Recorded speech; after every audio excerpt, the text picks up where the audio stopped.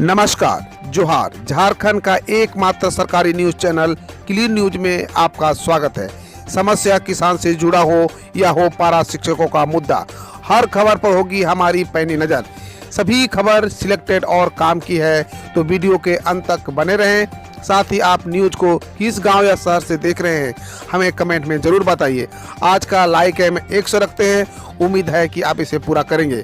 और रोजाना पंचायत चुनाव का अपडेट पाने के लिए चैनल को सब्सक्राइब कर बेल आइकन को प्रेस करें। तो चलिए जानते हैं आज का मुख्य समाचार। झारखंड में केंद्र की स्वामित्व योजना पर लगा ब्रेक, सीएम हेमंत सोरेन ने सदन में की होल्ड करने की जानकारी। झारखंड विधानसभा के बजट सत्र में जमीन से संबंधित मामला छाया हुआ है। जमीन के दाखिल खारिज करने से लेकर जमीन में डिजिटल सर्वे का मामला सदन के पटल पर आया। वहीं सीएमसी बेल्लोर में आयुष्मान कार्ड पर गरीब परिवार का इलाज नहीं होने को लेकर सरकार को घेरने की पुरजोर कोशिश देखने को मिली। वहीं गुरुवार को विधानसभा में केंद्र सरकार के द्वारा संचालित स्वामित्व योजना का मुद्दा माले विधायक विनोद सिंह ने सदन में उठाया।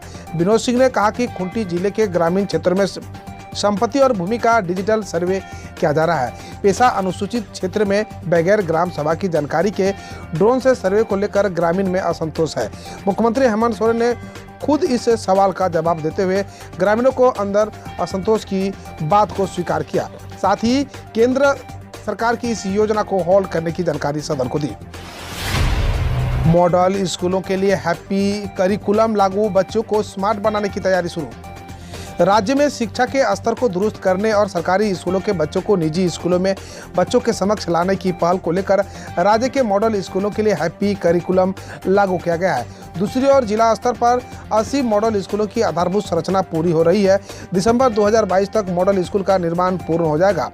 शेष 325 मॉडल स्कूलों की आधारभूत संरचना के निर्माण के लिए जल्द निविदा की प्रक्रिया पूर्ण कर ली जाएगी। प्रखंड स्तर पर काम कर रहे श्रमिकों को नहीं हटाएगी झारखंड सरकार, रक्षा मंत्री सत्यानंद भोक्ता ने की घोषणा। प्रखंड स्तर पर काम कर रहे श्रमिक मिश्रों को सरकार नहीं हटाएगी, इसका समायोजन किया जाएगा। श्रम मंत्री सत्यानंद भोक्ता ने विधायक सरयू राय के सवाल पर सदन में इसकी घोषणा की। इससे पूर्व विधायक श्री राय ने सवाल उठाते हुए कहा था कि सरकार ने 3 साल में काम कर रहे श्रमिकों मित्रों को हटाने का निर्णय लिया है, जो न्यायोचित नहीं है। डाकिया योजना के तहत मिलने वाले चावल में अनियमितता, पैकेट में 35 किलो की जगह 31 किलो ही रहता है। रंका प्रखंड कार्यालय के सभागार में गुरुवार को आदिम जनजाति के लिए संचालित डाकिया योजना के तहत मिलने वाले राशन संबंधी जन सुनवाई हुई, जिसमें लाभुकों ने डाकिया योजना के तहत मिलने वाले चावल में अनियमितता की शिकायत की। उन्होंने कहा कि डाकिया योजना के पैकेट में 35 किलो की जगह 31 किलो ही चावल मिलता है। इसमें 4 किलोग्राम चावल कम रहता है, कभी कभी पैकेट में सड़ा चावल भी रहता है। उधर चीनी 23 रुपये प्रति किलोग्राम की जगह 26 रुपये प्रति किलो की दर से दी जाती है।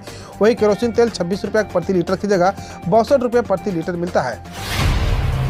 झारखंड में पेयजल की समस्याओं को चुटकी में होगा समाधान, कॉल सेंटर में कैसे कर सकेंगे शिकायत।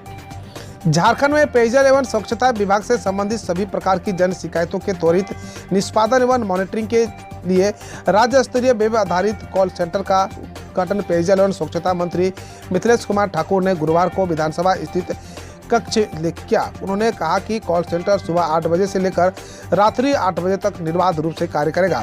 आप कॉल सेंटर में पेयजल से जुड़ी समस्याओं की शिकायत करें, उसका त्वरित समाधान किया जाएगा। हॉर्स ट्रेडिंग मामला में कोर्ट में बोली सीबीआई, गवाहों को दी जा रही है धमकी, एसएसपी को दिया सुरक्षा प्रदान करने की निर्देश। राज्यसभा चुनाव 2022 में हुए हॉर्स ट्रेडिंग मामले की सुनवाई गुरुवार को सीबीआई की विशेष न्यायाधीश पीके शर्मा की अदालत में हुई। सुनवाई के दौरान सीबीआई की ओर से कहा गया कि मामले में ट्रायल पेश कर रहे आरोपियों के द्वारा गवाहों को धमकी दी जा रही है। इस पर अदालत ने तत्काल संज्ञान लेते हुए रांची एसएसपी को गवाह को सुरक्षा देने का निर्देश दिया। सीबीआई के द्वारा पूर्व में कराई गई गवाही का प्रति परीक्षण किया गया। साथ ही सीबीआई ने अपने गवाह विकास कुमार की गवाही दोबारा कराने का आवेदन दिया, जिन पर अदालत ने गवाही कराने की अनुमति दी। झारखंड राज्य कर्मचारी महासंघ के कर्मचारी 28 व 29 मार्च को लड़ेंगे हड़ताल पर। दैनिक वेतन भोगी कर्मचारियों के नियमित करने व समान काम के लिए समान वेतन देने की वादी मांगों को लेकर झारखंड राज्य कर्मचारी महासंघ सदस्य 28 व 29 मार्च को हड़ताल पर रहेंगे। इस बारे में राज्यपाल व मुख्यमंत्री को सूचना दे दी गई है। भू बंदोबस्त कार्यालय परिसर में कर्मचारियों की हुई बैठक में प्रदेश अध्यक्ष नवीन कुमार चौधरी और महामंत्री रामाराधर शर्मा ने कहा कि कर्मचारियों की मांगों को न तो केंद्र सरकार गंभीरता से ले रही है और न ही राज्य सरकार। धनबाद और गोमो के रास्ते चलेगी 3 होली स्पेशल ट्रेनें। यात्रियों की सुविधा को ध्यान में रखते हुए रेलवे प्रशासन ने धनबाद और गोमो के रास्ते 3 होली स्पेशल ट्रेन चलाने का निर्णय लिया है। इसमें 2 ट्रेन गोमो और 1 ट्रेन धनबाद होकर चलेगी। यहां आप होली स्पेशल ट्रेन की पूरी शेड्यूल जान सकते हैं। झारखंड में सुदेश महतो के नेतृत्व में तीसरे मोर्चे का हुआ गठन, जानिए पूरी डिटेल से। इस वक्त झारखंड की राजधानी रांची से बड़ी खबर आ रही है, जहां आजसू प्रमुख सुदेश महतो की पार्टी आजसू के नेतृत्व में तीसरे मोर्चे का गठन किया है। इस मोर्चे का नाम झारखंड लोकतांत्रिक मोर्चा है। इसे 5 विधायकों के साथ मिलकर बनाया गया है। इसमें आजसू के साथ साथ एनसीपी और 2 निर्दलीय विधायक भी साथ रहेंगे। बता दें, झारखंड लोकतांत्रिक मोर्चा में सुदेश महतो के अलावा लंबोदर महतो, सरयू राय, कमलेश सिंह, अमित यादव भी शामिल है। इस बारे में जानकारी देते हुए आजसू प्रमुख सुदेश महतो ने बताया कि हम लोगों ने आम लोगों की आवाज़ को सरकार तक पहुंचाने के लिए इस मोर्चे का निर्माण किया है। अलग अलग पार्टी के लोग इस मोर्चे में मिलकर एक साथ काम करेंगे। उन्होंने कहा कि काम करने और दायित्व को जिस प्रकार से पार्टी चली आ रही है और जिस विषय को लेकर मन में टिस रह जाती है, राज्य के कई ज्वलंत विषय जिसे सदन के अंदर पटल पर रखने की अनिवार्यता होती है। ढिबरा के अवैध खनन के रोक के लिए बनी नियमावली। ढिबरा डैम के निष्पादन के पहले होगा पूरा आकलन। झारखंड में ढिबरा की अवैध खनन को रोकने के लिए नई नियमावली बनाई गई है। खान एवं भूतत्व विभाग ने झारखंड लघु खनिज समानुदान संशोधन नियमावली 2021 को मंजूरी कर अधिसूचना जारी कर दिया है। हर बात पर फुचुक कर खड़े हो जाते हैं, सीट पर फेविकोल लगा देना चाहिए। जाने किसके लिए शिक्षा मंत्री जगन्नाथ महतो ने कही ये बात। सदन में बीजेपी विधायक भानु प्रताप शाही के द्वारा बार बार अपनी सीट पर खड़े होने को लेकर भी मंत्री जगन्नाथ महतो ने कटाक्ष किया। मंत्री ने कहा कि हर बात पर फुचुक कर खड़े हो जाते हैं, इनकी सीट पर फेविकोल लगा देना चाहिए। AIMIM के 100 में से 99 उम्मीदवारों की जमानत हुई जब्त। यूपी चुनाव में AIMIM का प्रदर्शन सबसे खराब रहा। पार्टी ने 100 सीटों पर चुनाव लड़ा था और 99 सीटों पर उसके उम्मीदवार अपनी जमानत भी नहीं बचा सके। हालांकि पार्टी के वोट शेयर में इस बार 2017 के मुकाबले मामूली वृद्धि हुई है। बता दें, AIMIM ने अपने अधिकांश उम्मीदवारों को उन निर्वाचन क्षेत्रों में मैदान में उतारा था जहां मुस्लिम आबादी और मतदाताओं का प्रतिशत काफी अधिक है।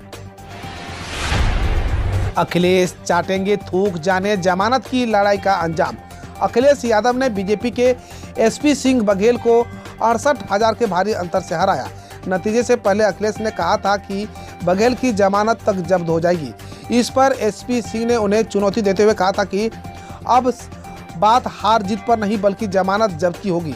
अगर मैं अपनी जमानत बचा लेता हूं तो मैं थूकूंगा और अखिलेश चाटेंगे। मुलायम के पुराने शिष्य बघेल की जमानत बचने के बाद अब से ये थूक चाटने की लड़ाई कहां पहुंचेगी। चुनाव खत्म, 31 मार्च को समाप्त हो रही है। मुफ्त राशन योजना का क्या होगा। PM गरीब कल्याण अन्न योजना 31 मार्च को समाप्त हो रही है।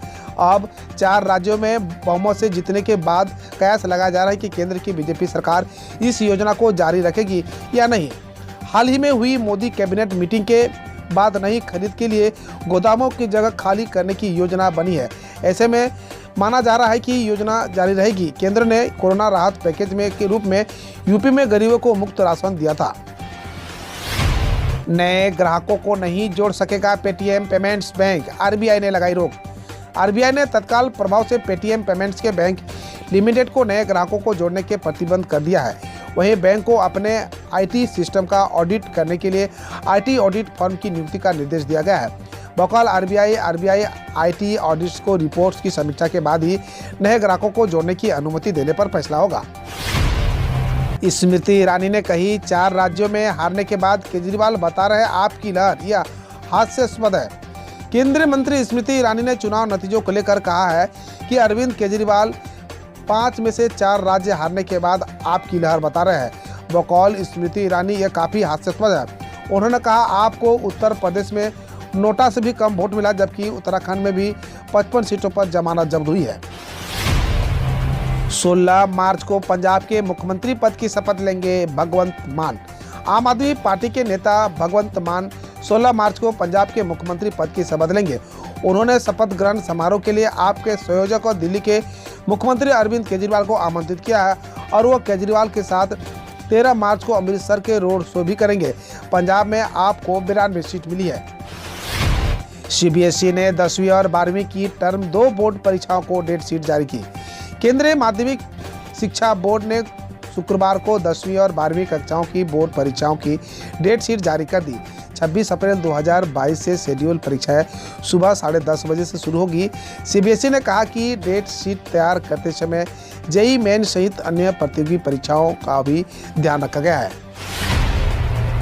अमरनाथ यात्रा के लिए ऑनलाइन पंजीकरण अप्रैल से होगा शुरू। श्री अमरनाथ श्राइन बोर्ड ने गुरुवार को बताया कि बोर्ड अमरनाथ यात्रा के लिए अप्रैल से तीर्थयात्रियों का ऑनलाइन पंजीकरण शुरू करेगा।